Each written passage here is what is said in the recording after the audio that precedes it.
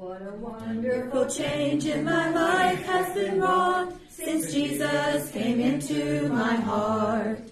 I have light in my soul for which long I have sought since Jesus came into my heart.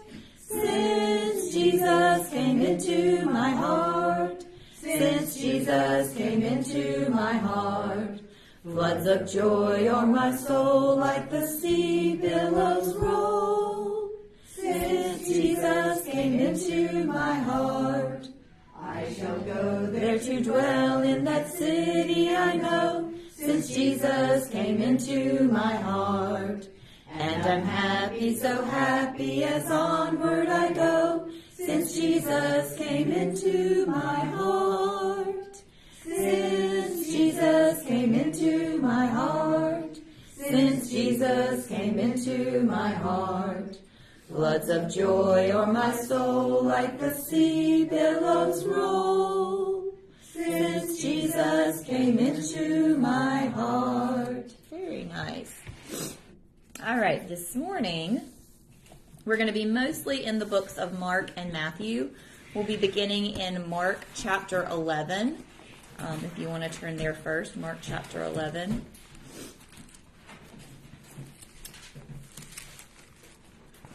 And once you get to Mark chapter 11, we're going to be beginning in verse 12. Mark chapter 11 and beginning in verse 12.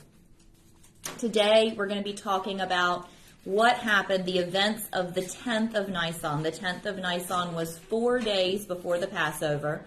Last week when we were together, we talked about the 9th of Nisan, which was Jesus Christ's first entry into Jerusalem, and it was the entry of judgment, passing judgment on behalf of his Father, who is God. So now we're going to move on to the next day and find out 4 days before Passover what Jesus Christ does. And Emerson, will you read verses 12 and 13 for me, please? And on the morrow, when they were come from Bethany, he was hungry, and seeing a fig tree afar off having leaves, he came, if happily he might find anything thereon. And that when he came to it, he found nothing but leaves, for the time of faith was not yet. Okay, so verse 12 tells us, it helps place for us when this is happening, because the verse before it, verse 11 says, and Jesus entered into Jerusalem and into the temple, and when he had looked round about upon all things, and now eventide was come, he went out unto Bethany with the 12. That's where we left off last week, which was the 9th of Nisan. So verse 12 opens up with on the morrow. So the next day, Jesus now, they're traveling, and he's hungry, right? So now we know it's the 10th of Nisan, the following day, and he sees this fig tree, and it has leaves on it. He's standing kind of far away. He sees leaves on it, and so he comes closer, hoping to find some food on it, but when he gets there is nothing but leaves. And then it says, for the time of figs was not yet. And Bishop Pillai said that's a really poor translation. It should say, for the time of ripe figs was not yet. And this is important because it establishes that Jesus Christ wasn't just ignorant of how figs grew on fig trees in the place where he lived. Fig trees during the days and times of the Bible were considered the people's tree, meaning even if it was on your land, it was open for anyone to come and take food if they needed food. And the fig trees in the East are different than the one that we have growing in our yard. The one growing in our yard, number one, grows leaves in the springtime. And then sometime in the middle of the summer, you start to see small figs. And then late in summer, we're talking end of July into August, finally there'll be figs that are ripe that you can pick and eat. That's not how it is with the fig tree that is in the area of Jerusalem and Bethany and those kinds of places. The fig trees there start blooming leaves in springtime. And at the same time that they grow these leaves, they start to grow buds that will eventually grow into figs. And these buds are not as sweet as a full-grown fig, but they're still sweet and you can still eat them. So it would be common knowledge in lands and times of the Bible that if you were standing far away from a fig tree and you saw it had leaves on it, that meant it also was going to have these little buds that you could eat if you were hungry. So when Jesus sees the fig tree and he's standing far away and he sees the leaves, then to him, logically, there's going to be these little buds on it. But then he gets closer and he notices that there are no buds on it because it's not producing anything. Now, from a cultural point of view, Bishop Pillai also shared that the fig tree in the lands and times of the Bible was symbolic of the household of God.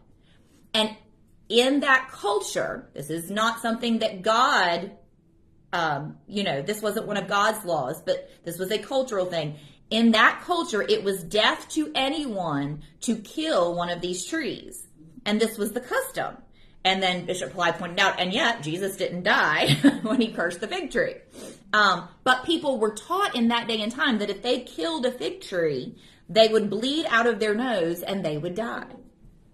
So they come up to this fig tree. Jesus is expecting to find little buds that they can eat because he's hungry, but there's no buds on this tree. And Summer, what happens in verse 14? And Jesus answered and said unto it, No man eat fruit of the hereafter or forever. And his disciples heard it. That's right. So since there are no buds on this fig tree, Jesus Christ knew that there's not going to be any fruit later. Okay? This fig tree was symbolic of Israel. Israel, as a nation, was not budding fruit. They were not being prosperous and living for the one true God. From a distance, it might have looked like they were doing great and they were doing all the right things and they were saying all the right things and they were keeping all the cultural customs, but they had rejected Jesus Christ and they didn't have a heart for God and for the things of God. And because of this, God was being forced to cut off his special blessing to Israel. Going forward, no fruit would come out of Israel because she had rejected God's only begotten Son. So, as we continue on Saturday morning, the 10th of Nisan, Jesus and several of his disciples are going to stop at Bethphage on their way to Jerusalem. And to see what's going on with that, we need to flip back to Matthew chapter 21. But keep your finger here because we will be back. Matthew 21. And Jordan, will you read verses 1 and 2?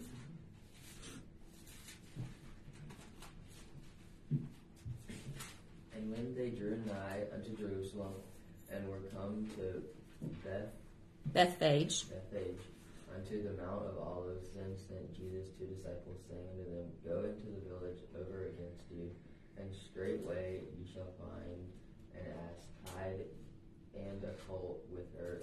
Loose them and bring them unto me. That's right. So, Jesus Christ today gives his disciples instructions to go and retrieve two animals, right? An ass and a colt that's with her. So like her baby, right? This is different from the day before. The day before he did ask for an animal, but he only asked for one animal on the 9th of Nisan. Today on the 10th, he's asking for two. This is going to be Jesus Christ's second entry into Jerusalem, and his second entry is going to involve two animals, an ass and her colt.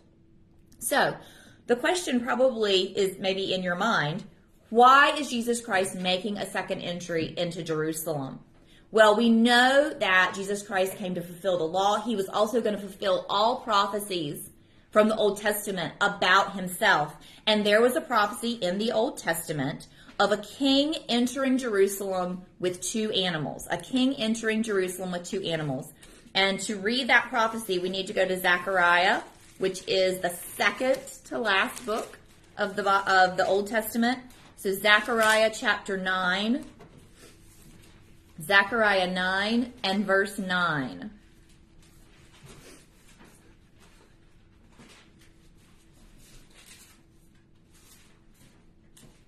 And Finn, will you read that one?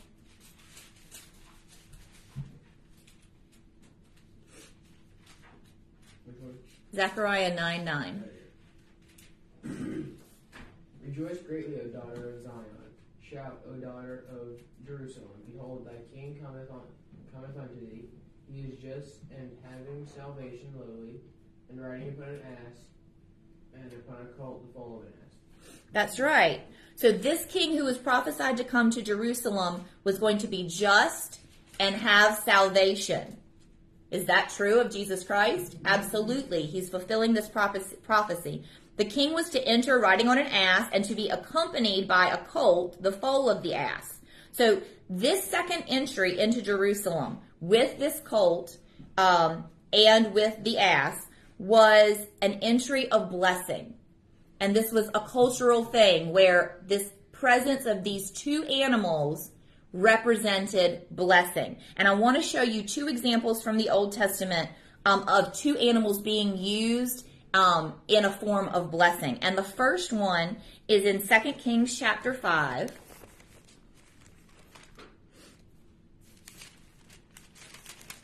Second Kings chapter 5.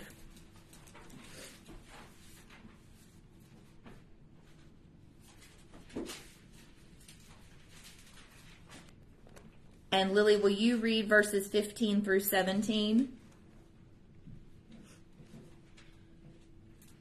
And he returned to the man of God, he and all his company, and came and stood before him and said, Behold, now I know that there is no God in all the earth but in Israel.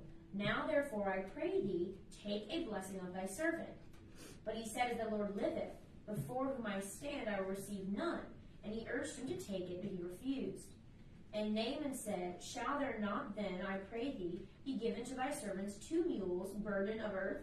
For thy servant will henceforth offer neither burnt offering nor sacrifice unto other gods, but unto the Lord. Okay, so in this record, Naaman is trying to give a blessing to the prophet Elisha. And as part of that blessing, he offers these 2 animals, this gift of blessing. The other example I'd like to look at is in 2 Samuel. 2 Samuel chapter 16.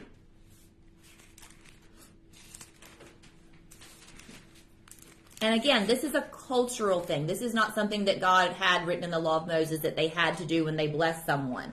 But this is a cultural tradition that they would keep of giving 2 animals as part of a blessing.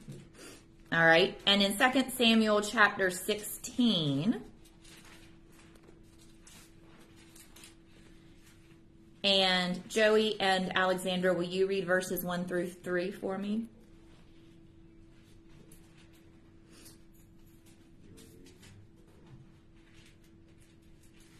When David was a little past the top of the hill, behold, Ziba, the servant of Mephibosheth, met him with a couple of asses saddled, and upon them 200 loaves of bread, and 100 bunches of raisins, and 100 of summer fruits, and a bottle of wine. And the king said unto Ziba, What meanest thou by these? And Ziba said, The asses be for the king's household to ride on, and the bread and summer fruit for the young men to eat, and the wine that such as be faint in the wilderness may drink. And the king said, And where is the master's son? And Ziba said unto the king, Behold, he abideth at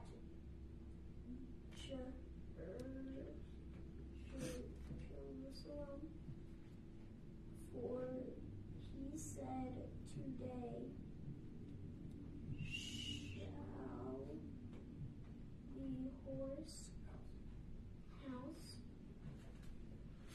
of Israel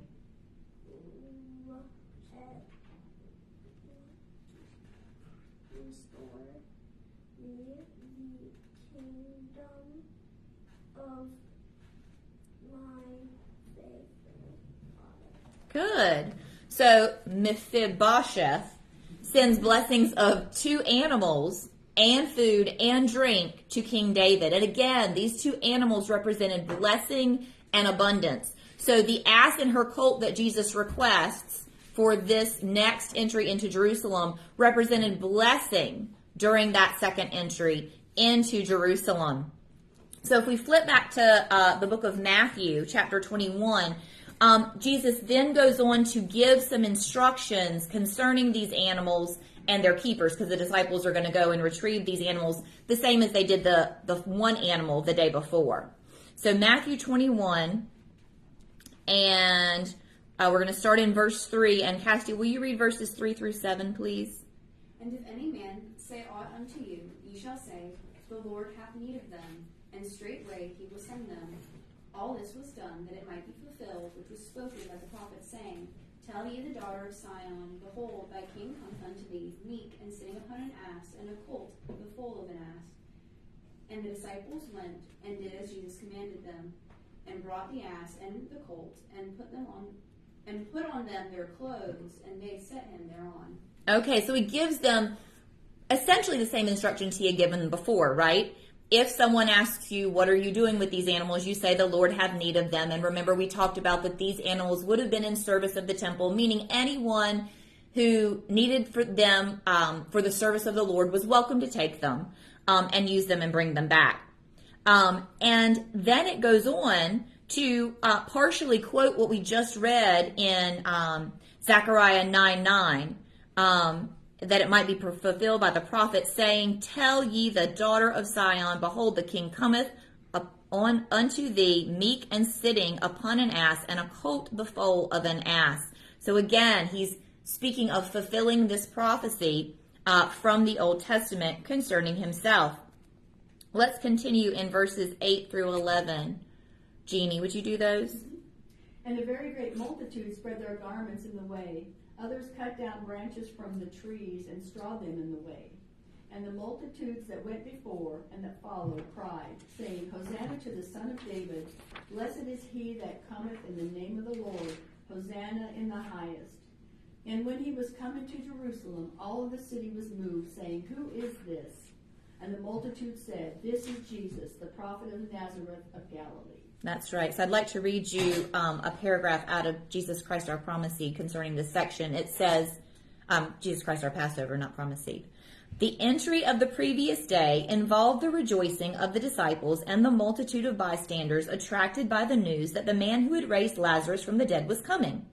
In the second entry, the entire city responded and questioned, Who is this? Matthew 21:10 says all the city was moved. And unwittingly, meaning unknowingly, the people didn't understand or recognize this, the onlooking throngs in Jerusalem were witnessing God's selection of Jesus as the final Passover lamb. Remember that this day was the 10th of Nisan, the day designated to select the Passover lamb. How remarkable that Israel was seeing the perfect lamb, the one without spot and without blemish. How perfectly God's timetable fits with this second entry. So Jesus goes into Jerusalem and he goes to the temple. Yesterday, or the day before on the 9th of Nisan, he just looked around the temple and he spoke this judgment and then he leaves. But today we're going to see that he doesn't just look around. So let's look at verses 12 and 13 of Matthew chapter 21. Heather. And Jesus went into the temple of God and cast out all them that sold and bought in the temple, and overthrew the tables of the money changers and the seats of them that sold doves, and said unto them, It is written, My house shall be called the house of prayer, but ye have made it a den of thieves. Okay, so Jesus Christ, when he goes in, he kicks out people who are buying and selling in the temple. He overthrows the tables of the money changers, and then he teaches the people. He says, It is written, My house shall be called the house of prayer, but you have made it a den of thieves. Let's see what Mark has to say about this same incident. Let's go back to Mark chapter 11. And Mom, will you read verses 15 through 17 when we get to Mark chapter 11? 15 through 17, yes ma'am. And they come to Jerusalem, and Jesus went into the temple and began to cast out them that sold and bought in the temple, and overthrew the tables of the money changers and the seats of them that sold doves. and would not suffer or allow that any man should carry any vessel through the temple. Okay, so again, he casts out those that were buying and selling. He overthrows the tables and the seats of them that sold doves, all of those things. Now, this may sound familiar to you because earlier in Jesus Christ's ministry, there was a similar situation. It is not the same situation, but there was a situation where he went in and drove out some folks and some animals that were not doing the right thing. It was actually, just so you know, and you don't have to turn there, it's in John chapter 2, verses 15 and 16. I'm just going to read it to you so that you can hear it again. It says, "And when he had made a scourge of small cords, he drove them all out of the temple, both the sheep and the oxen, and poured out the changers' money, and overthrew the tables, and said to them that sold doves, Take these things hence, make not my Father's house an house of merchandise." So a very similar situation, but not the same situation where he had gone into the temple and driven out these folks that weren't doing the right thing. Now, what was the objection to what was happening in the temple by Jesus Christ? I think sometimes people think that it's just the fact that they were buying and selling in the temple where we were supposed to be worshiping, but that actually was not his objection. It was customary for merchants to set up and sell things like sacrificial animals, like wine and oil and other things that worshipers would need for use in the temple. Jesus Christ's objection, though, was that these people who were setting up in the temple were not selling the best of what they had. Because remember, any time in the law it was stated that whether people were bringing the first fruits of their crops, whether they were making a sacrifice with the Passover lamb like we studied that had to be without spot and without blemish, they were to bring the very best of what they had to give to God. And that's not what was happening with these people who were selling in the temple. They were bringing second-rate oil, second-rate animals, and selling them to people for use in the temple. And that was Jesus Christ's problem with it, is that the very best was not being given to God. They were being dishonest. And again, they were putting materialism and money before doing what was right before God. So that was his objection to all of that. Now, there is actually another example, and I'm going to have Eli, you read this one for us, of Malachi, the prophet Malachi, speaking of God's people offering second-rate or polluted goods to God. And this is in Malachi. Malachi is the last book of the Old Testament. It's Malachi chapter 1. And I'm going to have Eli read it because I feel like the Lamsa translation is very clear and easy to understand. Malachi chapter 1, and it's verses 7 and 8. "And that you offer polluted bread upon my altar, and if you say, In what have we polluted it? In that you say that the table of the Lord is Contemptible. And when you offer a blind animal to the altar, is it not evil? Mm-hmm. And when you offer the lame and sick animals, is it not evil? Offer it now to your governor. Will he be pleased with you or accept your person? Says the Lord of hosts." Yeah, so here Malachi is being very specific. You know, when you offer a blind animal to sacrifice or a lame or a sick animal, isn't that evil? Well, if you think it's okay, then go give it to the governor and see how he deals with you when you offer him something that's second rate. So again, according to God's law, only the best animals were to be offered to God.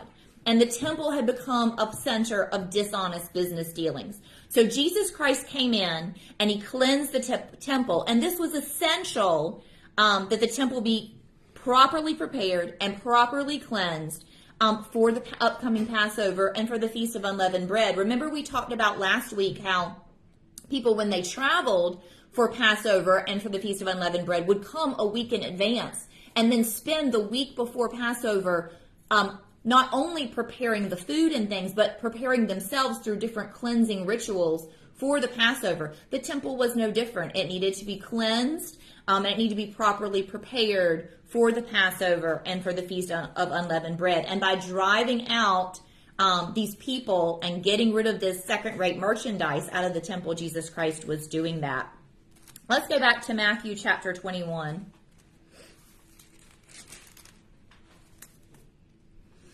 And we're going to pick back up in verse 14 and see what Jesus does after he has cleansed the temple of these dishonest merchants. And Ron, will you read verses 14 through 16, please? 14 through 16. Yes, sir. And the blind and the lame came to him in the temple, and he healed them. And when the chief priests and the scribes saw the wonderful things that he did, and the children crying in the temple, saying, Hosanna to the Son of David, they were sore displeased, and said unto him, Hearest thou what these saith? And Jesus said unto them, Ye never heard, out of the mouth of babes and sucklings thou hast perfect praise. That's right. So after he's driven these folks out of the temple, Jesus Christ heals people. He heals the blind and he heals the lame. He shows compassion as he always does to those who are in need of deliverance. And just like the day before, there are people joyously praising and making a joyful noise. And once again, just like yesterday, on the 9th of Nisan, the chief priests and the scribes do not like what is happening, and they address it to Jesus.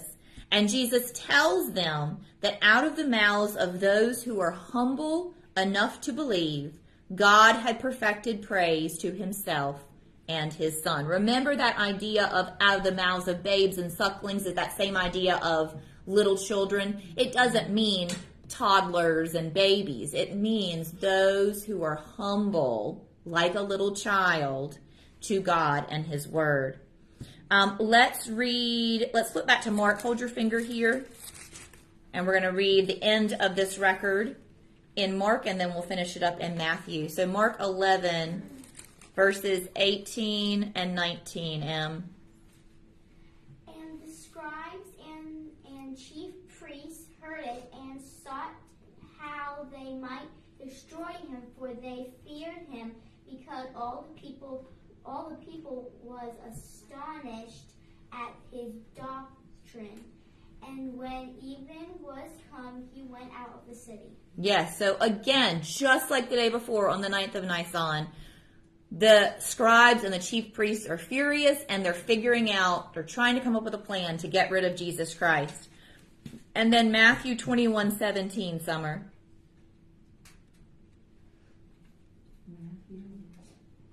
Matthew 21:17. And he left them and went out of the city into Bethany, and he lodged there. That's right. So, this is the end of the day. And you can see why there may have been some confusion, that sometimes people are confused and think that Jesus has just made one entry into Jerusalem. Because when you read all the events of the 9th of Nisan and you read all the events of the 10th of Nisan, there's a lot of similarities, right? There's some animals involved. There's people putting garments on the back of the animals, people strawing things in the way, people being astonished to see him and excited. Jesus does go to the temple. He does have a negative interaction with the scribes and Pharisees after people making a joyful noise.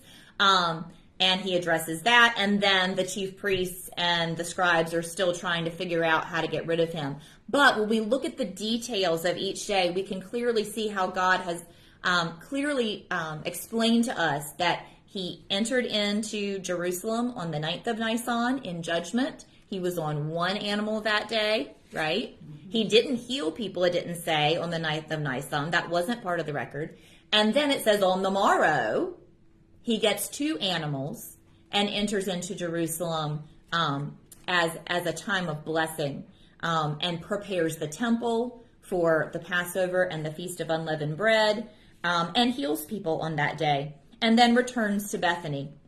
So in closing, I'd like to read you this final paragraph from Jesus Christ, our Passover. It says, let's briefly recount the events of Saturday, the 10th of Nisan, which terminated or ended at sunset.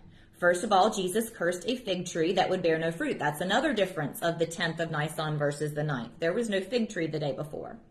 He then entered into Jerusalem with 2 animals to indicate the blessing he was bringing to Israel. With the masses of Jerusalem looking on, Jesus was selected as God's consummate Passover lamb. He cleansed the temple, healed the sick, and taught the word of God. And once again, the religious leaders were irate and frustrated by Jesus Christ's show of power and boldness. Again, they vowed to destroy him. Finally, Jesus returned to lodge in Bethany with the family of Lazarus who loved him. Thus, Saturday, the 10th of Nisan, drew to a close. So that's where we're going to end for today. And the next time we're together, we'll talk about what happened on the 11th of Nisan, 3 days before Passover. So I'll close in prayer. God, thank you for this time together to study your word. Thank you how you've just so clearly laid it out so we can see the events leading up to the Passover and Jesus Christ's sacrifice that he made for all of mankind, and what a blessing that is to just see all these details fall into place for the prophecies that were given in the Old Testament to be fulfilled, and just all of those wonderful things. Thank you for loving us and giving us your word in written form so we can study it, and for those who have a strong suit in biblical research who help us come to an even greater understanding as we endeavor to rightly divide your word. So we thank you for all of that. We ask you to bless our day and our week, and we're just so thankful to be together in the name of Jesus Christ. Amen. Bye, Pam. Have a great day. Love you.